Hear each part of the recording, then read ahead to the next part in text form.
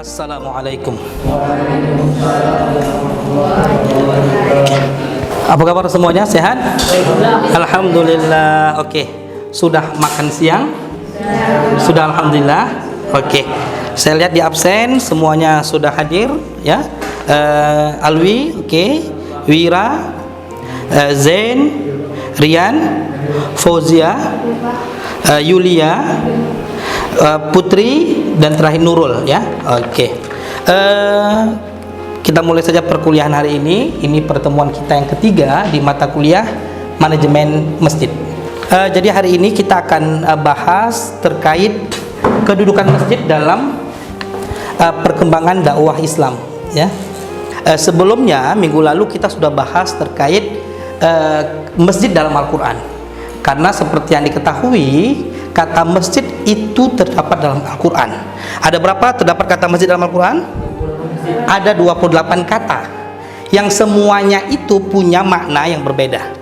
Ada penjelasan terkait masjid yang Allah Subhanahu wa taala langsung sebutkan, misalnya subhanalladzi asra bi 'abdihi laila minal masjidil haram ilal masjidil aqsa. Berarti itu penjelasan bahwa Rasulullah melakukan Isra Mi'raj dari Masjidil Haram dan ke Masjidil Aqsa ya. Kemudian di minggu lalu juga kita bahas bahwa penjelasan terkait orang yang berhak memakmurkan masjid ya.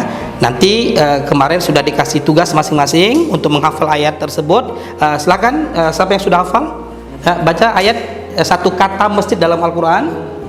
Di dalam Al-Quran juz 29 ayat surah ke-72 ayat 18 bunyinya A'udzu billahi minasy syaithanir rajim. Bismillahirrahmanirrahim. Wa annal masajida Allahi fala tad'u ma'allahi ahada. Oke, syukron. Wa annal masajida lillahi fala tad'u ma'allahi ahada. Disebutkan di situ kata masjid. Jadi masjid, kata masjid dalam Al-Quran terdapat 28 kali dengan makna yang bervariasi. Oke, hari ini kita masuk ke materi kita, kedudukan masjid dalam perkembangan dakwah Islam. Pertama sekali bahwa masjid itu tidak saja ya berfungsi sebagai tempat sholat ya. Pada awalnya memang ya fungsi pertama masjid adalah sebagai pusat ibadah. Jadi memang kita sholat berjamaah di masjid itu lebih banyak pahalanya dibandingkan sholat di rumah. Bahkan kalau kita lihat dalam kajian fikih, berdiam diri di masjid saja, berdiam diri saja dengan niat ibadah itu termasuk dengan niat ibadah, i'tikaf namanya, itu sudah termasuk berpahala ya. Jadi pertama masjid sebagai tempat ibadah. Yang kedua, masjid sebagai pusat dakwah ya.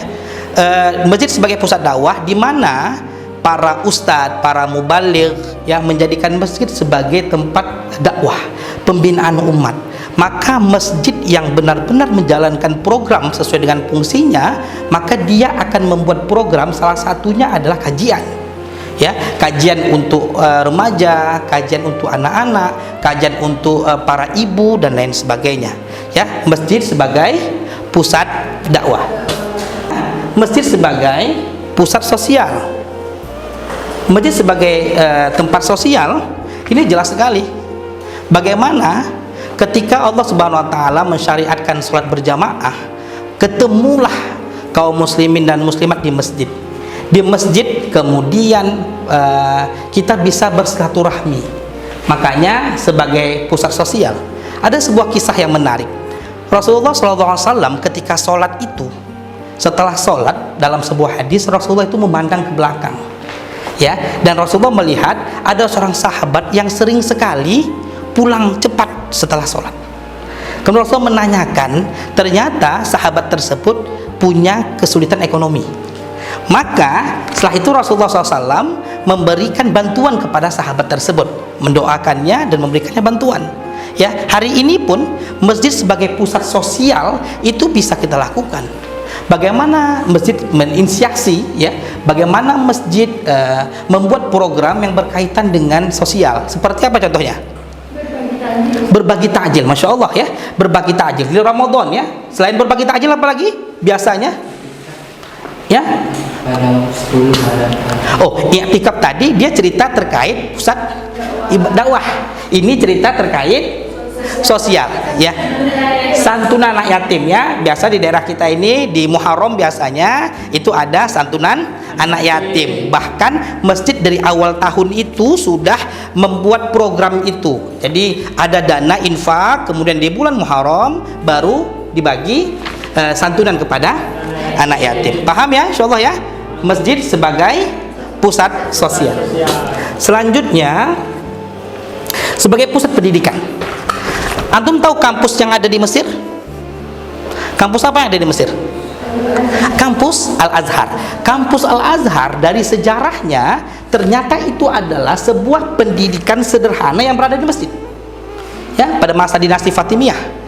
Jadi mereka buat kajian di masjid, kemudian pengembangannya sehingga menjadilah dia kampus Azhar.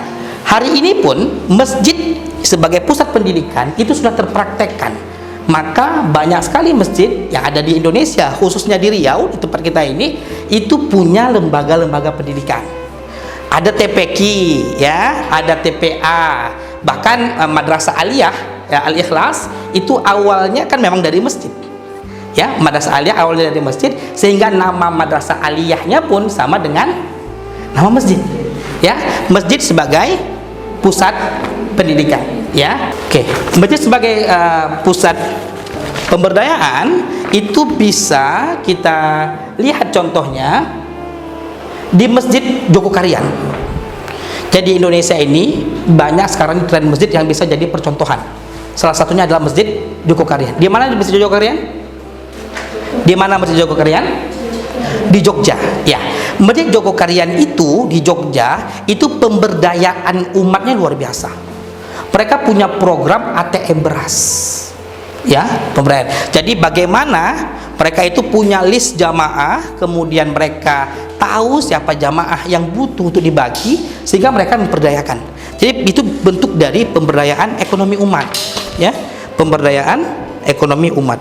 Ada juga Masjid Ismuhu Yahya. Masjid Ismuhu Yahya itu di Makassar. Ya, di Makassar mereka punya program setelah subuh itu para ibu-ibu itu boleh belanja di pasar yang disiapkan depan masjid dan itu gratis.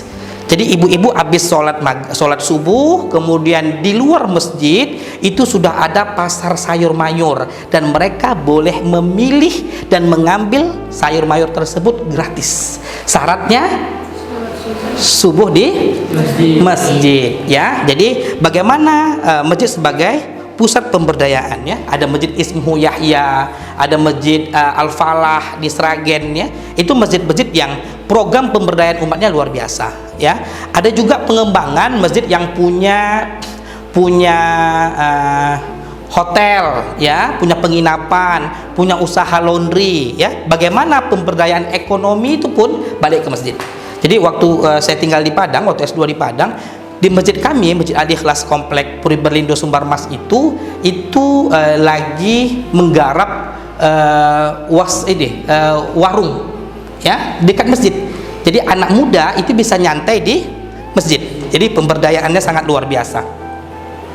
Kemudian masjid sebagai pusat peradaban, ya. Masjid sebagai pusat peradaban. Bagaimana di masjid ini kita diskusi, kemudian menentukan hal-hal untuk kemajuan umat di masa yang akan datang. Jadi memang backnya tuh masjid. Dalam sejarah bahkan Rasulullah SAW mempraktekkan itu bahkan belajar teknik perang itu di masjid. Ya, maka kalau versi Sumatera Barat itu ada istilah surau dan silek. Bagaimana memadukan antara sebuah peradaban dengan ibadah. Oke.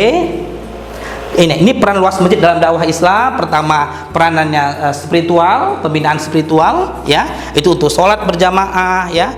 Kemudian baca Quran, i'tikaf, tadarus, semuanya di masjid. Kedua, pengembangan ilmu. bagaimana kita dari kecil belajar di masjid ya, MDA, TPA, kemudian kita juga ngikuti kajian ya. Masjid itu inisiatif mendatangkan para asatis yang luar biasa. Kemudian penggerak sosial ya. Para remaja masjid itu biasanya punya program yang sangat luar biasa, misalnya malam mingguan di masjid atau ganteng sebelum Jumat. Itu ada program itu, ganteng sebelum Jumat, bagaimana orang masjid muda-mudanya itu yang bisa mangkas, mereka itu buat praktik mangkas di depan masjid. Bagi yang mau sholat Jumat dan belum rapi, dia bisa pangkas duluan. Itu luar biasa. Oke, sampai situ ada pertanyaan terkait kedudukan masjid dan peran masjid? Oke, silahkan Fauziah. Ya, apa itu Fauziah? Zaman sekarang kan masjid itu kan tempat orang beribadah. Tapi sekarang masjid udah dijadikan, ada beberapa dijadikan tempat wisata. Contohnya Islamic Center yang berada di Dumai. Apa pendapat Bapak tentang itu, Pak? Oke, bagaimana tanggapan saya terkait masjid yang menjadi tempat destinasi wisata? Saya pikir ada positifnya, ya. Itu pengembangan dari fungsi masjid. Bagaimana itu daya tarik orang untuk ke masjid, daya tarik orang untuk ke masjid. Tapi jangan sampai dominasi wisatanya lebih dibandingkan tujuan awal adanya masjid. Jadi bisa kita maksimalkan masjid sebagai tempat wisata, tetapi bagaimana pengurus masjid mengatur ya, mengatur sehingga jangan sampai di waktu-waktu sholat misalnya para jamaah tidak sholat tapi malah menikmati view masjid dan lain sebagainya. Itu otomatis perlu dihindari ya. Kalau kita bahas hadis, Rasulullah SAW itu menganjurkan untuk bepergian ke masjid. Ya, ada 3 masjid la tusyaddu rihal illa ila salasati masajid. Oke, Rian, masjid apa saja yang Rasulullah SAW suruh kunjungi? Masjid Nabawi satu, yang kedua Masjidil Haram. Masjidil Haram di mana? Di Arab Saudi. Tempatnya di kota Mekah. Kemudian Masjid Aqsa, Palestina. Itu yang kata Rasulullah, la tusyaddu rihal illa ila salasati masajid. Kita disuruh jalan mengunjungi masjid di 3 masjid ini. Masjidil Haram, Masjidil Aqsa, dan Masjid Nabawi. Oke, mudah-mudahan Allah Subhanahu wa taala memberikan kita kesempatan sehingga kita bisa ziarah ke 3 masjid tersebut. Amin. Amin ya rabbal alamin. Oke, paham semuanya insyaallah? Oke, ada pertanyaan lagi? Oke, kalau tidak ada maka kita tutup kajian kita hari ini, materi kita hari ini dengan mendengarkan bacaan suci Al-Quran, salah satu tugas minggu lalu. Silakan Yuli baca ayatnya.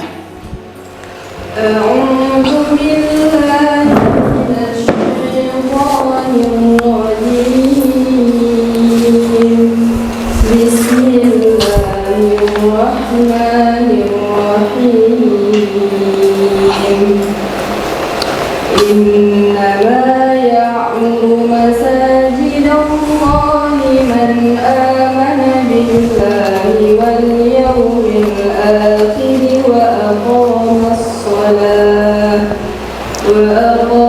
الصلاة وآتى الزكاة ولم يخش إلا الله فعسى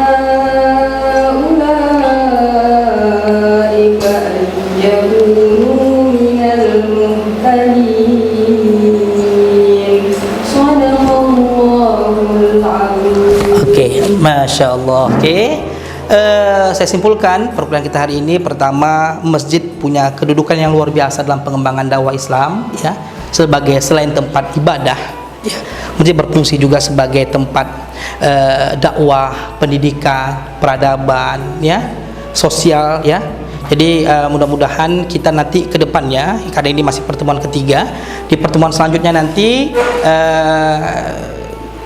Katum semuanya dapat tugas untuk observasi masjid ya, observasi masjid. Jadi nanti silahkan cari masjid yang bisa antum teliti untuk antum observasi. Kita cari kasus-kasus yang terjadi sehingga kita samakan dulu dengan program standar manajemen masjid. Apakah masjid yang nanti akan kita teliti sudah memenuhi standar manajemen masjid yang ideal ya. Jadi itu nanti siapkan, jadi minggu depan silahkan cari masjidnya, kemudian kita bahas kasus yang terjadi di pengurus masjid, kemudian kita jadikan sebagai sebuah laporannya, kemudian kita baru cari permasalahannya dan mencari solusinya. Itu saja barangkali. Ada sebuah slogan yang sangat luar biasa terkait masjid. Oke, ikuti saya. Apa? Masjid bukan saja sekedar beton dan besi, tetapi fungsi dan kontribusi. Sekali lagi, masjid bukan hanya sekedar beton dan besi, tetapi fungsi dan kontribusi. Oke, terima kasih untuk kita semuanya. Alhamdulillah perkuliahan selesai. Insya Allah minggu depan kita akan masuk. Ya, sebelumnya jangan lupa minggu depan dapatkan data masjid yang akan kita observasi sehingga menjadi sebuah tulisan. Ya, terima kasih. Saya mohon maaf. Tetap semangat dalam menjalankan kuliah. Insya Allah antum adalah mahasiswa manajemen dakwah yang sangat luar biasa. Setelah tamat dari kuliah antum bisa memanage masjid dengan baik. Nanti setelah masjid dimanage dengan baik, maka antum memanage unit-unit usaha yang lain sehingga antum menjadi manajer yang sangat luar biasa. Oke, amin. Terima kasih. Assalamualaikum warahmatullahi wabarakatuh.